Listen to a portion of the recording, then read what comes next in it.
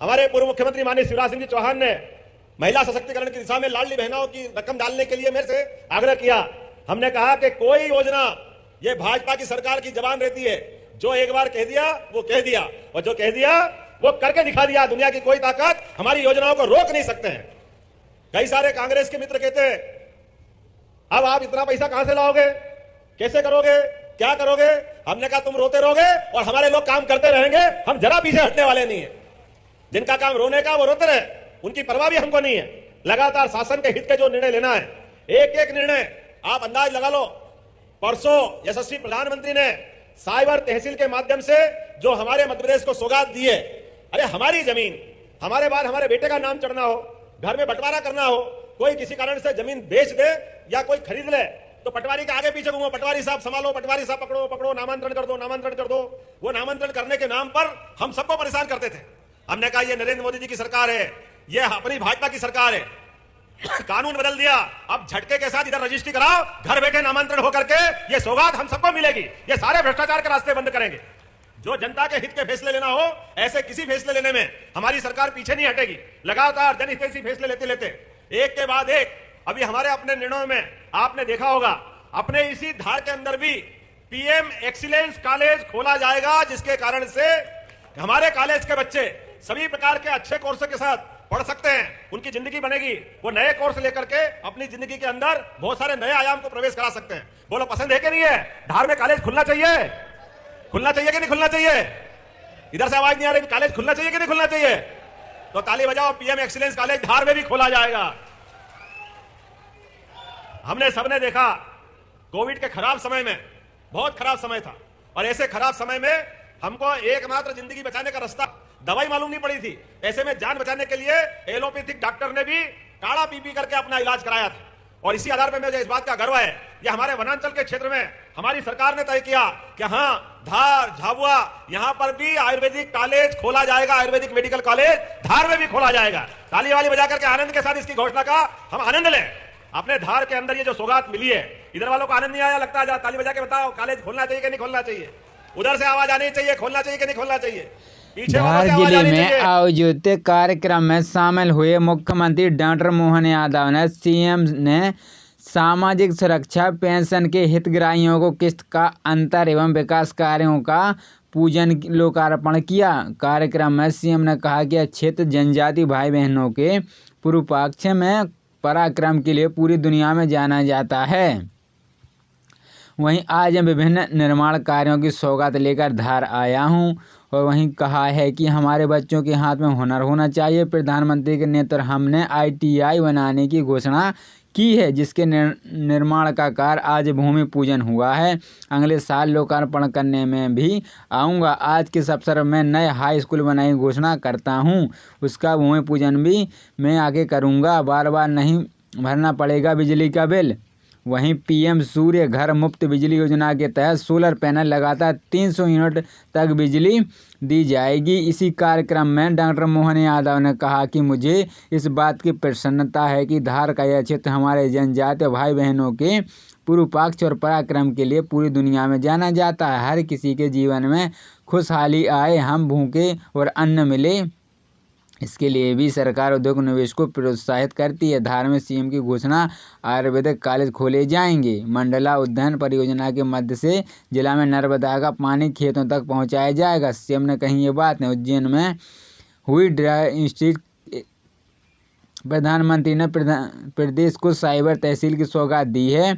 अब लोगों को घर बैठे नामांतरण की सुविधा मिलेगी। जनजाति के हित में फैसले लेते हमारे सरकार के पीछे हैं। प्रधानमंत्री का अभिनंदन करते तो किसी भी परिस्थितियों को जनता के अनुकूल बनाने में समर्थन है। वहीं मुख्यमंत्री ने कहा है कि लाडली बहनों की कोई भी योजना बंद नहीं की जाएगी। बड़ी संख्या में यहाँ लाडली बहनें बैठे हैं। इस त्यौहार के चलते यह 10 तारीख के पहली योजना की राशि खाते में डाली जा चुकी है, और ऐसे ही लोकसभा चुनाव के बाद योजना बंद भी हो सकती है। बदलता समय है, इस बदलते दौर के बदलते समय में आपको अपने को सबको आगे बढ़ना पड़ेगा, सबको निर्णय करना पड़ेगा। हमारे अपने जीवन में बदलते बदलाव में हम अपने आप को उसके अनुकूल ढालें। सरकार आपके साथ कदम से कदम मिला के खड़ी रहेगी। सरकार आपकी चिंता करने के लिए तैयार है, लेकिन एक तरफ सरकार हमारी आपकी मदद करने के लिए तैयार है, एक तरफ दूसरे लोग हैं जिनने 70 साल तक हमको मूर्ख बनाया। कांग्रेस का पंजा तो बताया, लेकिन हाथ पकड़ने से मना कर दिया। गरीब और गरीब होता गया, परेशान होता गया। और ये एक तरफ एक खानदान के लोग लगातार अपने बलबूते पर एक ही दौर के साथ वो जिस रूप में जिए, मुझे बड़ा दुख के साथ कहना पड़ रहा है। ये नर्मदा जी तो हजारों साल से बह रही थी, ये नर्मदा जी को कोई रोक सकता था क्या? लेकिन नर्मदा जी की नर्मदा घाटी योजना को पूरा करने का अगर निर्णय किसी ने किया तो हमारी सरकार ने किया। मुझे इस बात की खुशी है, भारतीय जनता पार्टी के माध्यम से नर्मदा जी का पानी लोगों के लिए पीने के भी काम में आ रहा है और खेती के भी काम में आ रहा है। अब अपने धार जिले का कोई भी गांव स्वच्छ पेयजल के लिए अपने नल से अपना जल, घर घर जल, घर घर नल, ये मोदी जी का सपना लागू करने में धार भी आगे बढ़ेगा। पूरा धार जिले का प्रत्येक गांव इससे लाभान्वित होगा। मुझे इस बात की प्रसन्नता है। अपने इस क्षेत्र के अंदर वैसे तो संभावना बहुत ज्यादा है और आज थोड़ी समय की कमी भी पड़ रही है, लेकिन मैं कोशिश कर रहा हूं आप और अपने बीच में से जो समय मिल रहा है, इस समय में भी आज भी जब आया हूं तो लगभग के निर्माण कार्य, आंगनवाड़ी, छात्रावास, बहुउद्देशीय केंद्र, विभिन्न सड़कें, पुल, आवास, सभी का निर्माण कार्य करने का अभी भूमि पूजन करके आपके बीच में से आया हूं। जोरदार अभिनंदन करें यशस्वी प्रधानमंत्री के नेतृत्व में 7,500 करोड़ के आसपास के निर्माण कार्य कोई मामूली बात होती है? कितनी बड़ी बात होती है। मुझे इस बात की प्रसन्नता है कि अपने इसी धार के अंदर लगभग आज में हमारे पास 309 करोड़ 58 लाख से 31 कार्यों का, जिसमें से 137 करोड़ की लागत से 689 पंचायतों में प्रधानमंत्री आदर्श योजना के अंतर्गत विभिन्न काम होंगे। अब आप खाली ताली बजाते जाओ, मैं नाम बोलता जाऊंगा। इतने सारे काम कोई कर सकता है क्या? अमृत 2 के माध्यम से 45 करोड़ की लागत से। तो दोस्तों अभी मुख्यमंत्री जी ने कहा है कि 300 यूनिट बिजली निःशुल्क दी जाएगी। इस कार्यक्रम में डॉक्टर मोहन यादव ने कहा कि मुझे इस बात की प्रसन्नता है कि धार का यह क्षेत्र हमारे जनजातीय भाई बहनों के पूर्वपाक्षिक पराक्रम के लिए पूरी दुनिया में जाना जाता है। हर किसी के जीवन में खुशहाली हम भूखे और धार में सीएम की घोषणाएं भी हैं। आयुर्वेदिक कॉलेज खोला जाएगा। मंडला द्वारा परियोजना के मध्य से जिले में नर्मदा पानी पीने खेतों तक पहुंचाया जाए। वहीं 1,06,34 विकास कार्यों का भूमि पूजन आहना अनुदान योजना के अंतर्गत 2 लाख से अधिक जनजाति बहनों को 3.43 करोड़ की राशि का अंतर किया है। वहीं मुख्यमंत्री doctor Mohan Yadav single click के माध्यम से प्रदेश के 56 लाख हितग्राहियों को 340 करोड़ की सामाजिक सुरक्षा पेंशन का राशि का अंतरण भी किया है। आज मैं विभिन्न कार्यों की सौगात लेकर धार में आया हूं। तो सीएम मोहन यादव ने कही ये बड़ी बातें, आइए जानते हैं और क्या कहा है सीएम ने। हॉस्पिटल की आवश्यकता समझी है, लगभग 11.5 करोड़ की लागत से ये भी हमारे यहाँ बनाया जा रहा है। आज के अवसर पर 4 करोड़ 17 लाख की लागत से ज्ञानपरा, तलावड़ी, धुलेट में नए हाई स्कूल बनाने की भी यही घोषणा कर रहा हूं और उसका भूमि पूजन भी साथ साथ कर रहा हूं। अपने जितने प्रकार के निर्माण कार्य हैं और लोकार्पण है, मैं उम्मीद कर रहा हूं बदलते दौर में, अभी तो हम सब भगवान राम की जय जयकार कर रहे हैं। एक बार सब प्रेम से बोलो जय जय सिया राम, जय जय सिया राम। उधर से आवाज कम है, जय जय सिया राम।